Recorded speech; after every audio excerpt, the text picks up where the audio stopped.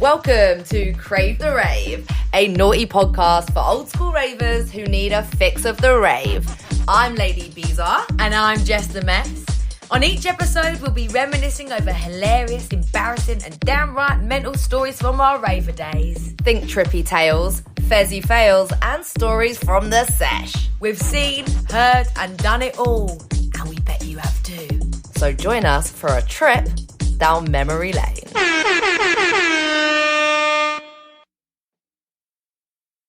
Hello. Oh, for fuck's sake. I thought it was me, sorry. Right.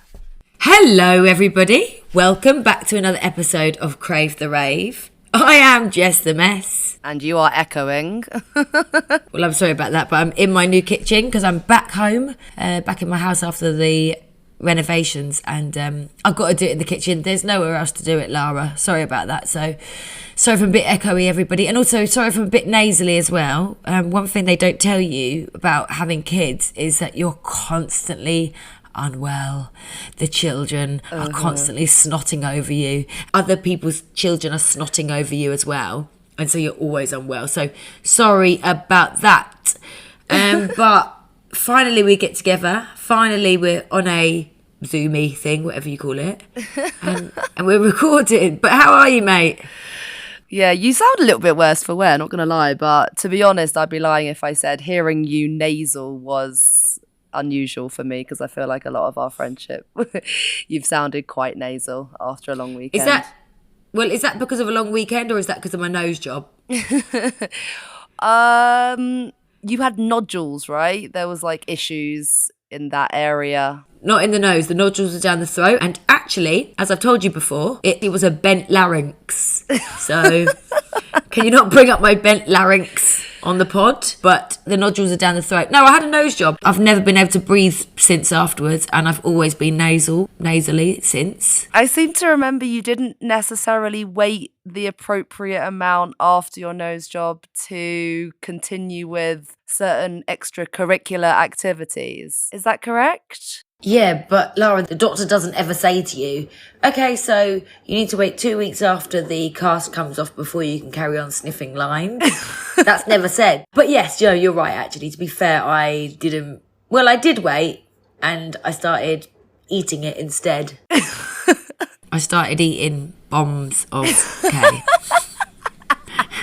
Is that right? I don't mean the breakfast cereal. Yeah, I just couldn't bear not to be in on it with everybody else on a night out, but I couldn't obviously sniff anything, so I bombed it. And did it work? Yeah, I felt something, and I felt very sick. Actually, do you know what? I got a funny story about that, right? Which you may or may not believe, but it is what happened. We'd been on a sesh, you and I, with everybody, and it was the afters, and I couldn't sniff anything, and I really wanted to do some K. So I made a big bomb of K and I ate it. I did feel the effects of it. And then hours later, like 12 hours later, we were still partying, but we were winding down. We were about to fall asleep. And I hadn't eaten anything in honestly, days. And my stomach started churning. Just as I was trying to go to sleep, my stomach was churning, and I was like, oh, what's that pain? What's that pain? What's that pain? I went to the toilet and I was like, oh, what's that pain? The tiniest, weeniest, minute piece of shit came out. Pebble? No, not even a pebble. Like the tiniest little size of a tiny fingernail of splat came out. Okay, the liquid type. Okay, I got it. Not a pebble. I'm with you. No, maybe stop analysing the type of it. It wasn't liquid. It wasn't a pebble. It was a splat of shit. Okay. And do you know what it was? I think it was the Rizzler that had gone through my body with the drugs in and had passed through, and I had nothing else in my stomach. And the size of the Rizzler was a splat that came out of my arse. I've never told that story before. Really? Yeah. I feel privileged. How do you know it was the Rizzler? Sorry, I need to know a little bit more. Well, I don't, but I hadn't eaten anything else in days. So I couldn't think what else would be that small that I had ingested. The only thing was 12 hours before, the day before, the only thing that had been through my mouth was, because remember, I never really used to drink either at that point. It wasn't like alcohol or anything like that. It was literally just that. So that was the only thing that passed through my body, and it came out as a splat of shit about three in the morning in a painful way when we were just about to doze off. Oh shit! I do actually believe that. That's hilarious. Thanks. But yeah, how have you been? What have you been up to? Not eating drugs, I hope. How do I follow that? Well, I'm actually sat in my room in Colombia, in Guatapé, which is on a gorgeous lake. So nice. It's like the most stunning place ever. Last night, I got stoned in my hot tub in my room, watching Netflix, eating a brownie with ice cream and fruit. And I was like, this is living. I am so happy. Yeah, I've been here for a couple of weeks. I'm going back to Mexico to resume normal life in Mexico. So yeah, that's what I'm doing. It looks so good. Colombia's banging. Colombia is amazing. It's stunning. Oh, well, that sounds fun. And it was so fun having you here with us for all that time, because you were in the UK for a bit. I know. So we have been together not too long ago, but it was nice to have you back. Well, I've got loads of news. I won't bore you with all of it, but basically the gist of it is I've moved back into my lovely house. Uh-huh. I've got a housemate, by the way. What? Yep. I got a housemate. It's not you. Whoa. You put someone else in my room? Are you for real?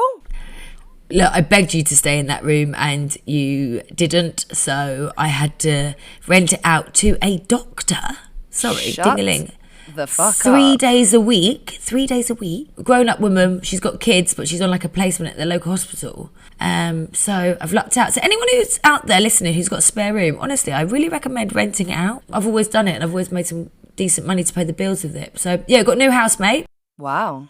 Yeah, and would she be invited to the afters or? Absolutely not. If you could think of the most opposite person to me in your whole life, it'll be this woman. Right. Okay. But it's cool because she comes in, she goes to her room in the new loft, and your room, and then she leaves, and that's it. So. And then she said that we could have people stay at the weekend in her bed and stuff like that because she's not there. Wow. Yeah, sweet. Okay, so it really is my room. It's still half mine. Yeah, I manifested her, and I got her, so that's good. And then, so I left my job of 9 years. I might have mentioned that in a previous episode, but I started a new job, and day one, I knew that it wasn't for me. Oh, God. Day one, my gut was screaming, get out, get out. And where I was working before was quite vibey and fun. And I suddenly found myself in the middle of a old people's home. And it was so unbearable that I walked out after 2 weeks.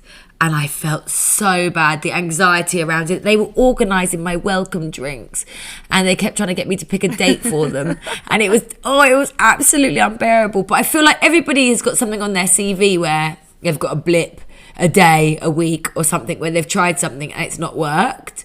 And I was very lucky that I had reached out to somebody that I used to work with who offered me a job that ticked every single thing that I could have possibly wanted, and it was available for me to start straight away. So I literally had to get up and go. But that was quite a few anxious nights of not sleeping. So that was bad. And you're loving it, right? Yeah, I'm loving it. I'm really loving it. And I really like the people that I work with. And I've only been there like 2 weeks, but I've got the most funniest, amazing story to tell you. Well, funniest, I don't know, but interesting story to tell you. So is it like good for me and other people? Like, is this I think so. An interesting story? Okay. Well, I'll tell it and then you can say, okay? I'll rate it out of 10 how actually funny and interesting this is. Go on. Yeah. So I went out with my new workmates and we met a very high profile, I'd say A-list celebrity. But I think for the purpose of the pod, we should bleep out who it is because I'm not going to say nice things about them. And I don't want to be a bitch. I don't want to say horrible things about somebody, particularly because he was extremely paranoid that we're from the press. And whilst I know Crave the Rave isn't quite up there with the Daily Mail, I just don't know where it could go to, and I don't want to be a horrible, heartless cow. So I'm going to tell you, okay, and then we're going to bleep it out, And then if anybody or any listeners want to know who it is, maybe send us a message through Crave the Rave Insta.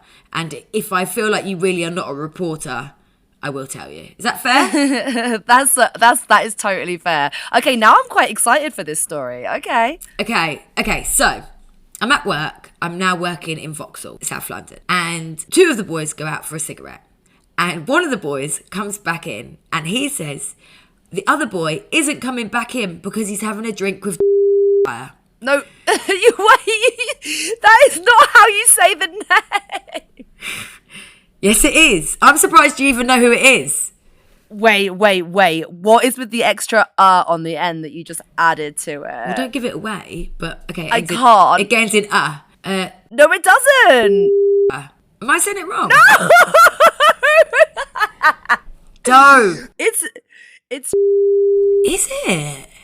Is it? I'm surprised Wait. you know because you didn't know who Sting was. So I don't know if you're in a position to correct me on somebody that's a 90s band.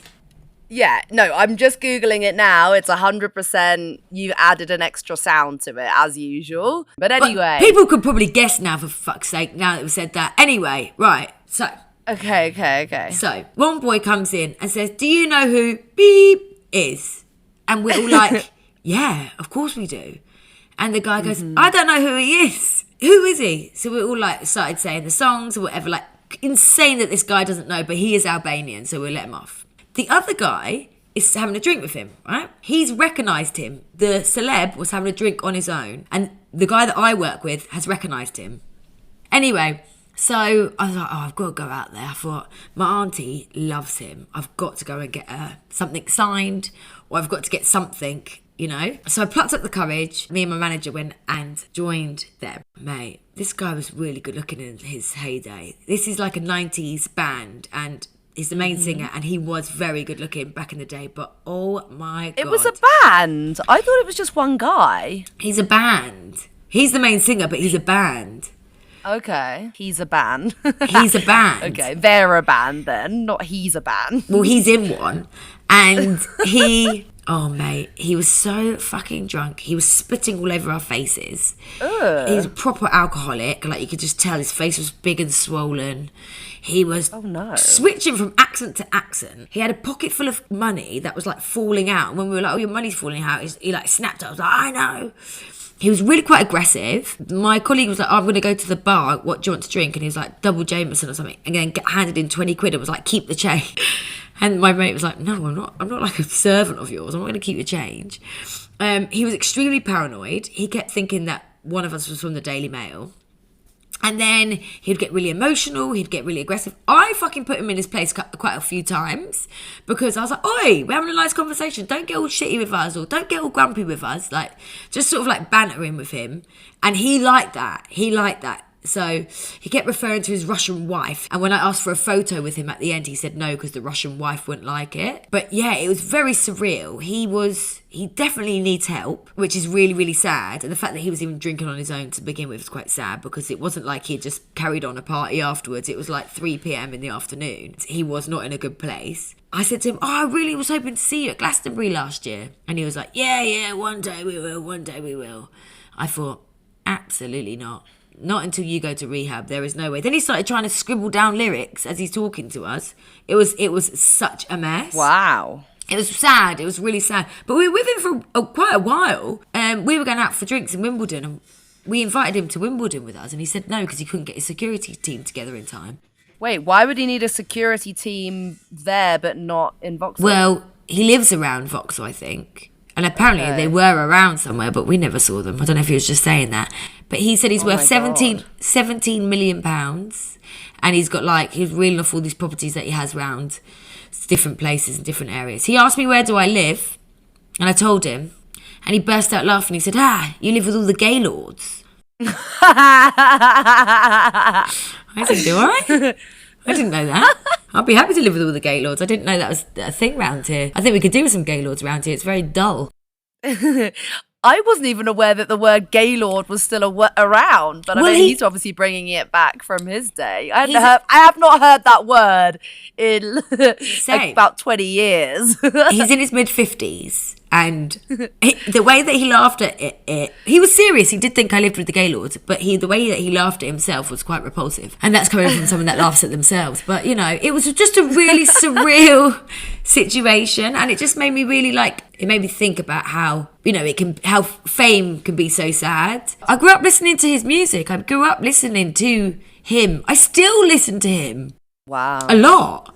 So, yeah, it was quite mad just to then have a reality check and be like, whoa, this is the guy that you listen to all the time and grew up with. And now look at the state of him. Wow. So, yeah, I just wanted to share that with you. Yeah, no wonder his management probably want to keep him away from the press and stuff if, like, you've had that reaction and it's kind of made you have, like, a kind of see a different, like, almost see and hear him from a different perspective. You probably wouldn't want all of his 17 million, billion, whatever dollars worth of fans to have the same shift in perspective. Yeah, well, that's the thing. I think he just wouldn't want anyone to see him in that state. And I think it was a permanent state. I don't think it was just a one-off. Fuck.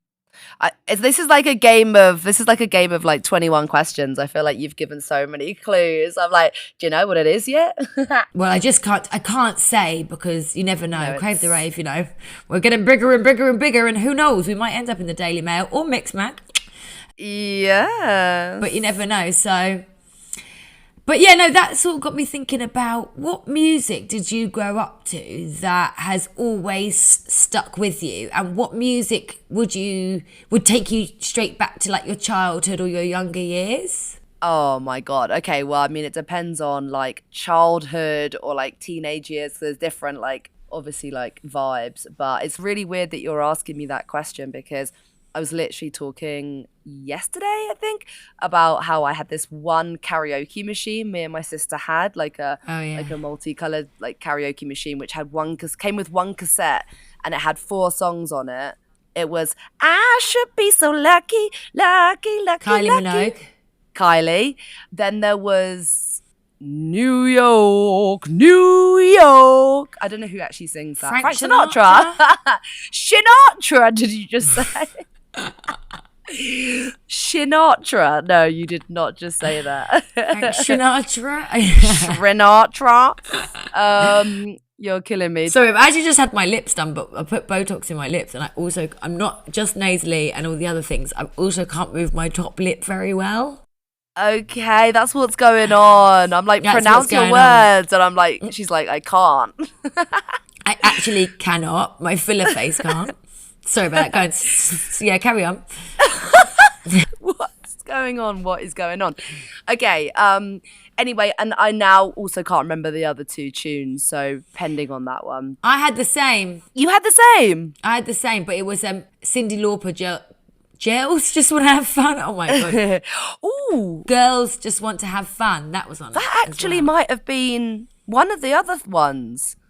What, you do have the exact same it was a belter. Machine. Like, it was like mine wasn't multicolored. Turquoise and pink. No? No. Mine was probably like that like shiny dark blue that a Walkman would come in, like metallic. Like a Walkman would come in. Yeah. You know the sound system. Oh yeah. Okay, so anyway, it's weird you asked me that because that really like was like, but that was young. That was like, I mean, probably 6 or 7.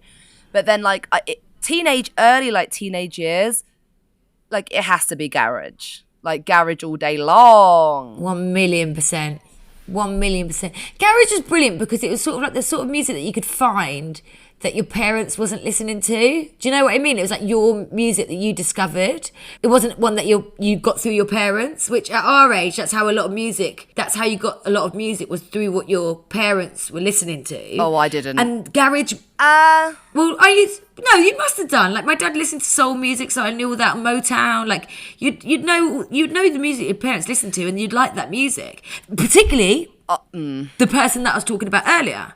So that music was because my parents would listen to it. My dad is more into Beethoven and Mozart, so that never really kind of got me going as a teenager. Yeah, because I forgot you're from the posh stock. Well, my parents were into everything, but they'd listen to Chemical Brothers, they'd listen to whatever was the newest thing out as well. And that's how I'd know my music. So I was quite well educated in different types of music, not Beethoven. But what I liked about garage music was it felt like my music. I found that myself, and I loved that myself. And my mates and the boys would play it in their bedrooms, and, you know, that would be what I would listen to. But then I'd also listen to it at home, and I just felt like it was a bit of a naughty music genre that I'd discovered. Naughty. Yeah, I mean, definitely. I mean, it was naughty music. But I mean, there's more to it than like I can't listen to Just In Case without being taken back to like being in the boys' bedrooms that I fancied and being like, please look at me, please look at me, please look at me. You can finger me if you want. Like, do you know what I mean? Like, that's all those tunes. Like, they take me back to those times when I was a horny teenager hanging out in someone's bedroom with the tiniest skirt on you could ever imagine, never any tights, chewing gum, thinking I was fucking badass. Oh my! I'm actually quite alarmed at how many times you've said the word finger or fingering on this podcast so far. Like, I haven't brought it up once. I feel like that is something that you seem to want to get into every single episode. Something about fingering. Like, you were obsessed. What? Have I? What, on other episodes I've been talking about fingers? 100%. You have brought it up numerous times. And why are you like holding your finger up at me now as well on your face? It's really weird. Okay, there's something. I didn't realise that. Sorry about that. I'll keep my fingering stories to myself. No, but what's funny is, and I'm going to really expose myself here, is it's actually worse than fingering. Oh, do I want to say it? Yeah, we want to hear it. I used to get toed.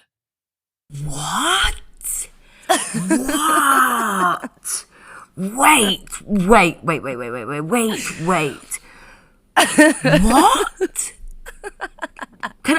One that's popped into my head, which at this time of night is not what I need because my dreams will fucking be you being towed.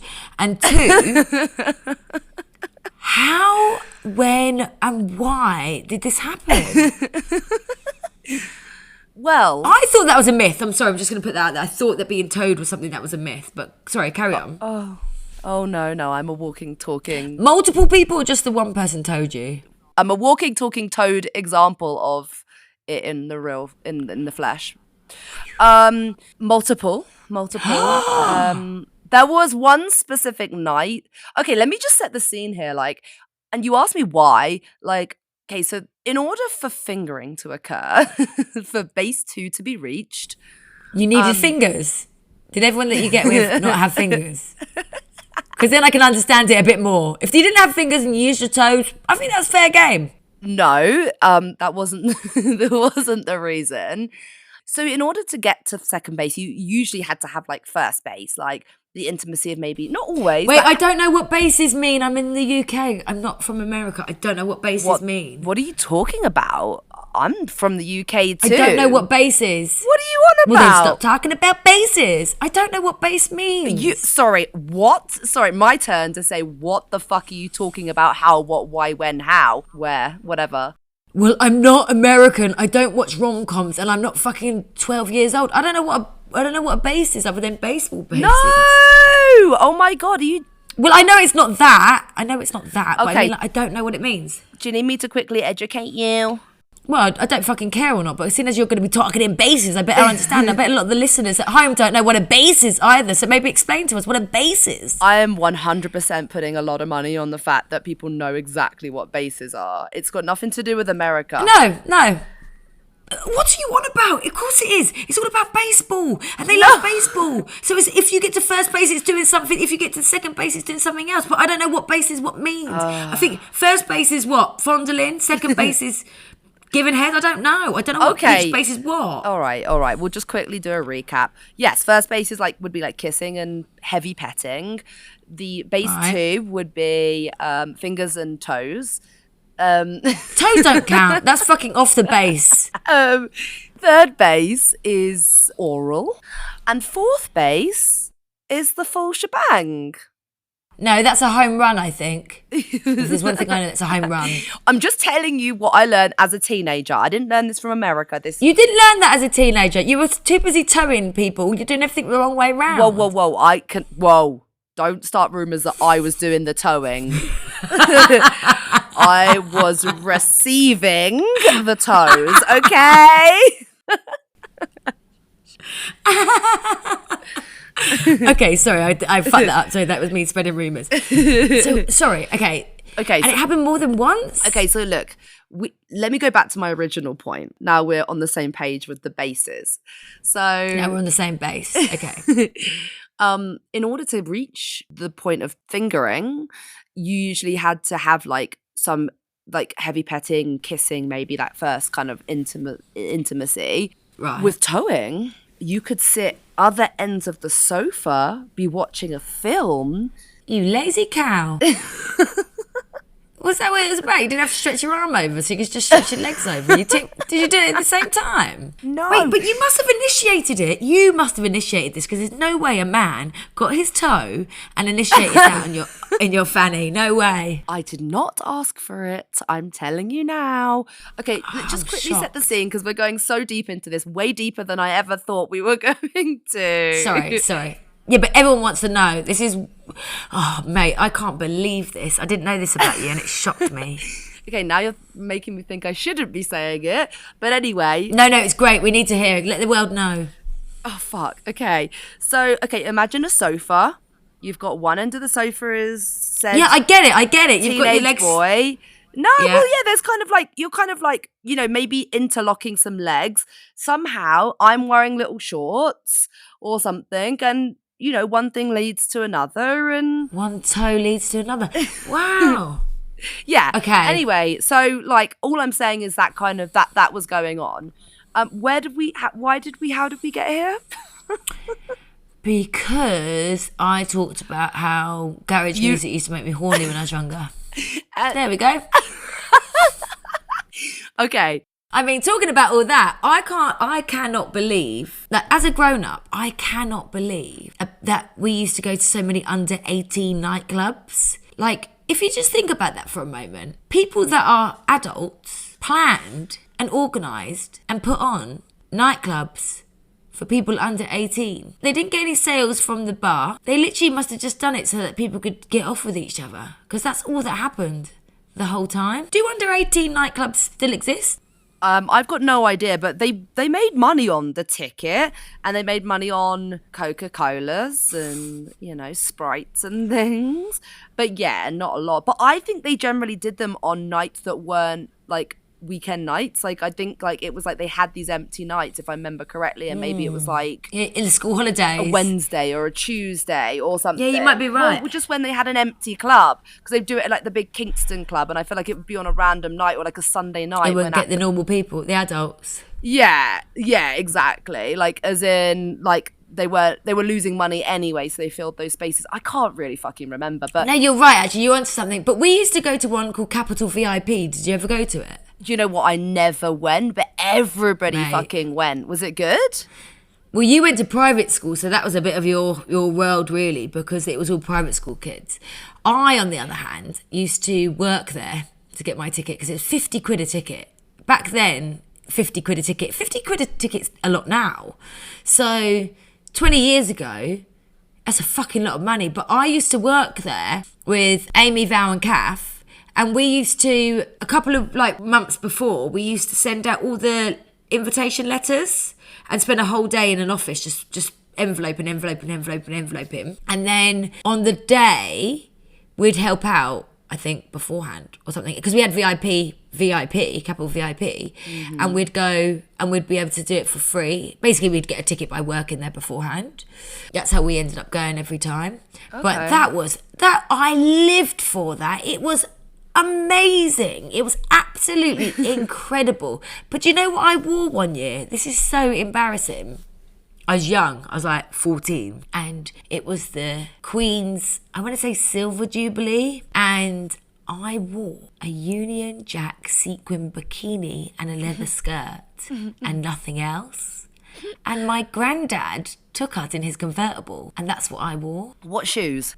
Loafers, black fucking loafers. No. I swear down, they had no backs on the back of them and they were vile.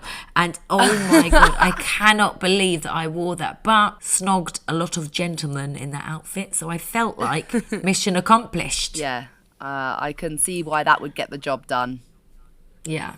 But now I look back and think, oh, how disgusting. Well, it's so funny because, like, I don't know what, like, our families thought, but we obviously had quite, like, we had quite a lot of freedom, I would say, because I think, Totally. like, for example, when I was 14, maybe 15, my dad bought me I begged and begged for them and he said, okay, and gave me the money for them. These, like proper stripper heels that they sell in Camden. Do you remember you'd go to Camden and those shops had Oh, like yeah. the big perspex heels, stilettos with a massive platform and then like silver straps that kind of went up. But it was like perspex base, like Yeah, I know. proper slutty.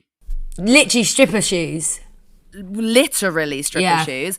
And my dad bought me those and I went out the house in those, a tiny pink mini skirt and a red padded H&M bra with so many pads from all my other bras that it was like busting out, I don't have much to bust. Like it was like completely fabricated bust. And then a black, completely transparent long sleeve mesh top. And it was Did you get towed? Totally. No, I don't know. I can't remember. Probably. Possibly. So obviously, like at that age, we were just starting to discover how much fun, well, boys could be, but obviously at that age also you're just, well, I don't know, I feel like girls just started snogging each other too. It was like a whole thing, right? Yeah, but you know what I wish? That when I was younger, I had actually the balls to actually do something, because I was quite frigid back then. Like, I didn't realise that all you had to do is say to a boy, like, do you want to snog? And the answer would be yes. Do you know what I mean? Like, I was always quite scared. Like, there was definitely times when I fancied somebody and they fancied me, but we were too scared to, like, acknowledge that with each other. That's why vodka happened. Yeah, totally. That's why we were in a park, down in loads of alcohol. So I wouldn't have had, like, my first kiss or anything if it hadn't been for alcohol. Totally. I remember, like, having mad fantasies when I was younger about, like, celebrities or, like, people that I actually didn't know. So I'd either have, like... I remember I fancied Malfoy from Harry Potter. Oh, And- what? Yeah. He's the bad boy. Yeah, and I really wanted a boyfriend. And I used to, like, imagine walking down the road with him and being like, I love you. Because I really wanted to say I love you to someone. But I used to have these, cute. I used to like dream about these situations that were like never going to happen. But did you ever fancy any celebrities, or did you have any posters on your wall of anybody that you fancied? Oh, yeah. Like, in terms of crushes, loads. Like, Really? Who? what was that guy? I think we both had a crush on him. Was he Coronation Street? Aaron something? I did not fancy someone from Coronation Street, fuck off. Tyrone. Did you fancy Tyrone? He's on I'm a Celebrity at the moment. No, thank you. No, what was his name? Oh, Adam Rickett. No, I did not fancy Adam Rickett. That's rank. Did you? Yeah, big time. Was he No. Coronation Street or something? Oh, am I making that up? I think so, actually. No, I think he was, but absolutely not. I fancied pretty much every single boy in Biker Grove. Oh, yeah, Biker Grove, yeah. Biker Grove was just full of fitties. Did you fancy Gary Lucy, didn't you? I think I remember you telling me that from Hollyoaks. Oh, okay. I did not. You fancied everyone in Biker Grove. Wasn't Anton Deck in there? Did you fancy Way them? before my time. No, they were in it way before I was there. That was like 10 years before I was watching Biker Grove. All right. Have I ever told you about when my friend fancied Gary Lucy? So, again, we were about 14 and she fancied Gary Lucy so much. And sorry, I've seen him on Celebs Go Dating recently and he's so rank. And I thought he was rank at the time. Wait, you can't just call people rank. That's so brutal.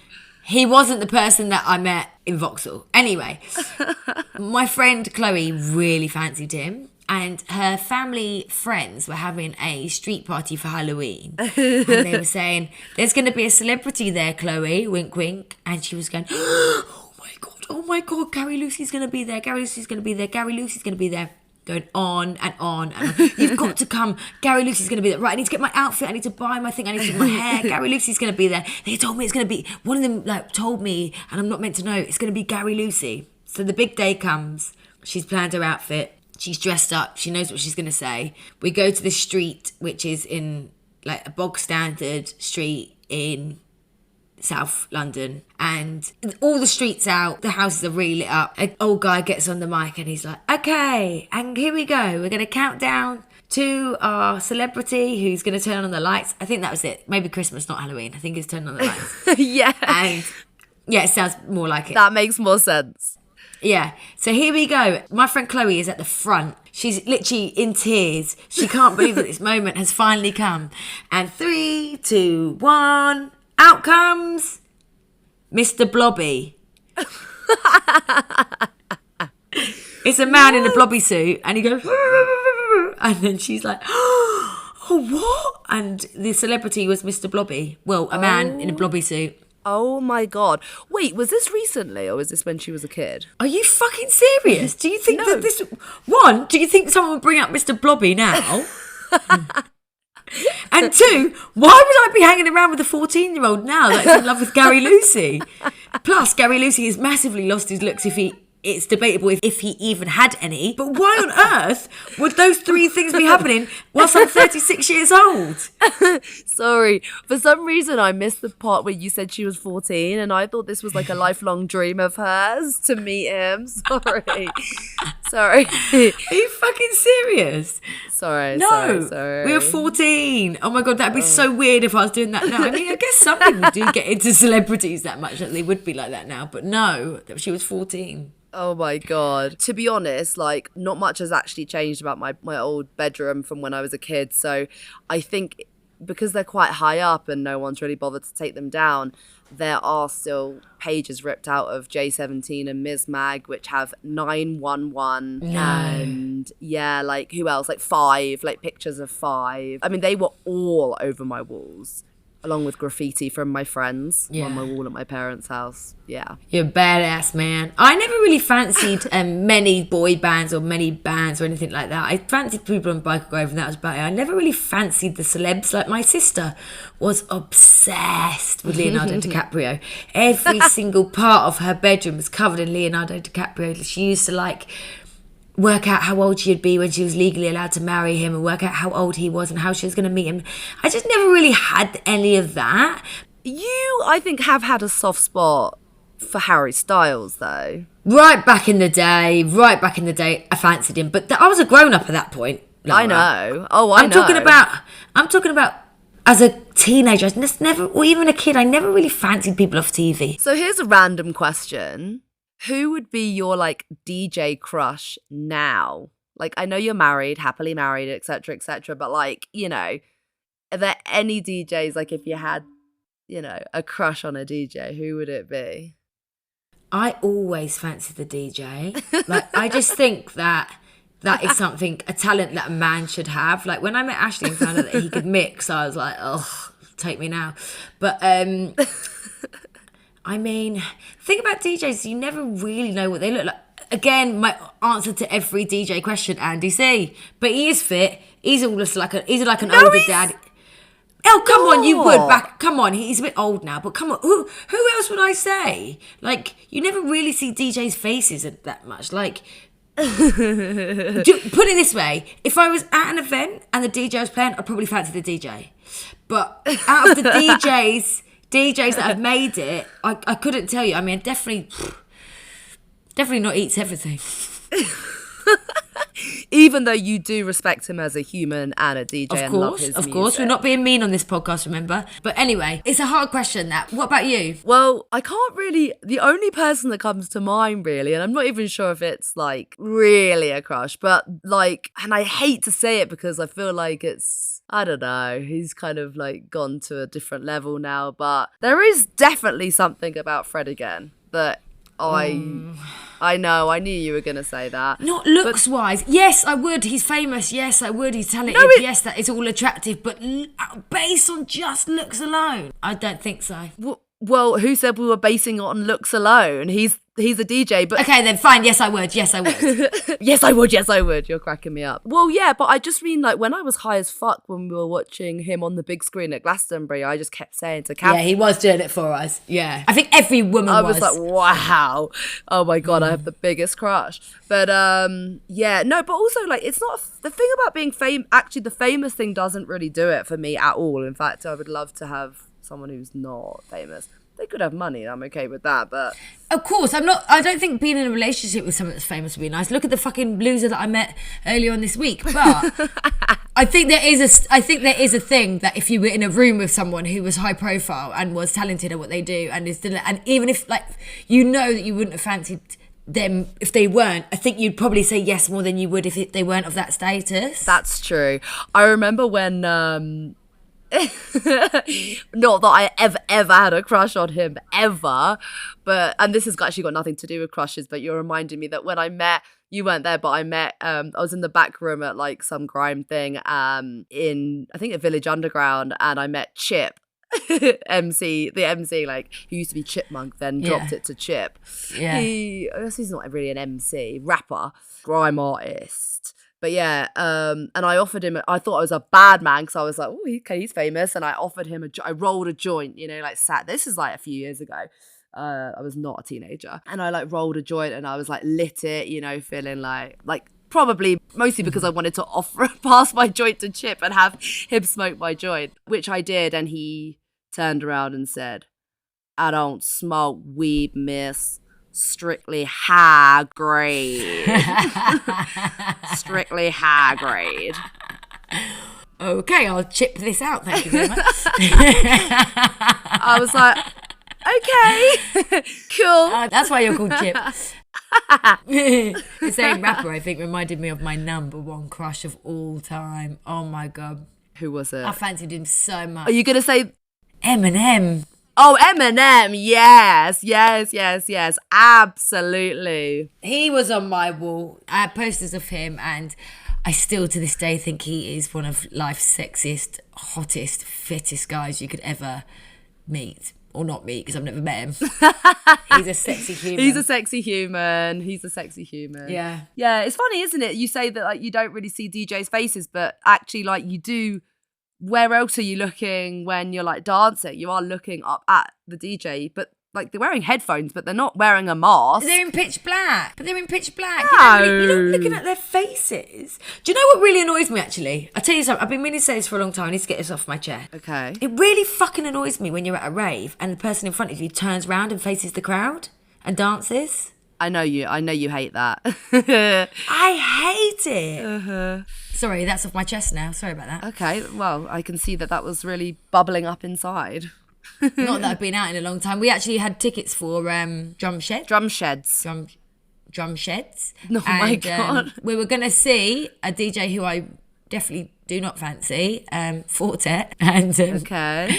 And we couldn't go in the end because we just had too many grown-up responsibilities, and so we had to miss that, but I know it would have been really good. Oh, damn. Yeah, so that would have been fun, but we didn't get to go because we are mum and dad living in a house that needs to be decorated and we have no money, so ta-da! Ta-da! Speaking of which, I saw you shared on our story the pictures of your sick bathroom. Yes! My role in the house was to decorate Baby D's room, the hallways, and the downstairs bathroom. And those have been achieved, not to a very high standard. If you looked very closely, you'd be shocked at the level of the attention to detail that has not been attended to. But when Ashley and I got married, we named all of our tables after our favourite nightclubs. Fabric, Egg. Tables? Yeah, wedding tables.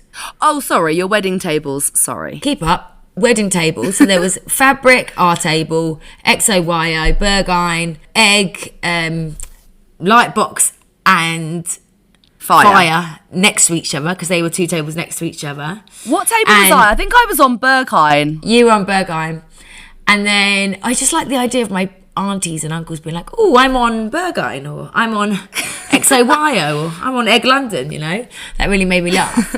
Anyway, so my lovely cousin Michael is the blackboard artist, and he's incredible, and he did these incredible logos for the tables of the weddings, and I didn't want to waste them, so I've framed them myself, budget version, and I've put them in my downstairs toilet, so they look so fucking good, I can't even tell you. And so sick. I have done a video already, but I'm gonna do another clearer one just to show people. And somebody sent me a message off the back of that saying, you're missing the end. And you know what? We are missing the end because it was a fucking good club. However, myself and Ashley never got to experience it together. And we only put clubs that we've experienced together. And we had to leave off a lot. We've been in a lot of clubs. There's some other really fucking banging clubs, but we only had 7 tables. So, you know, 7 of the best. And now they're in my toilet. I love them. Whenever I go in there, they make me happy. And that is about as far as I get these days to going clubbing. Yeah, because you've got the light on the top that looks like a mirror ball as well. I'm like, wow, that is kind of beautiful and also a little bit sad. So there we go. Yeah. But yeah, we should wrap this up. But I think we should also say again, I know we say it every episode, but honestly, it blows our mind when we get nice feedback. Like, it really does. Sorry that it's taken us so long to get this episode out. We've just had loads and loads of shit going on, and we're finally back together, and we'll try and get more episodes out more frequently. Yes. Do let us know what else you want to hear about, any topics. Tell us stories about your raving days. Tell us stories about funny things that happened to you. We've actually got a couple of them banked, which we are gonna get out as well. We're just gonna we need to get back into our groove of it now that summer's over. We're in new jobs, we're in new places, and we are going to be focusing on the pod a lot more. So thank you for listening, and thank you for sharing, and please keep on, because we love doing this and talking to each other and sharing it with you. Yeah. Thank you, Lara. I love you lots, and we'll see you next time. Love ya. Bye, everyone. Bye. Bye-bye.